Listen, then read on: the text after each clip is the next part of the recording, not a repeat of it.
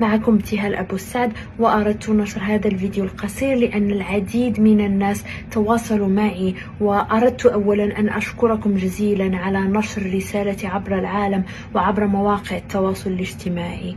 والعديد من الناس سألوني كيف يمكن مساندتي خلال هذه الفترة، وأتقدم لكم بأمرين أطلبهما من الجميع.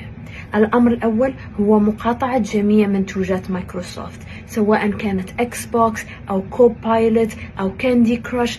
أي منتوج من مايكروسوفت تستخدمونه ينبغي مقاطعته، والهدف من هذا هو تبليغ الرسالة لهذه الشركة أننا لن ندعمكم ماديا ولن نستخدم منتوجاتكم حتى تتبنوا مبادئ إنسانية. وأرجو من الجميع التحدث عن هذا الأمر مع أصدقائكم وزملائكم وعائلاتكم ونشر خبر هذه المقاطعة.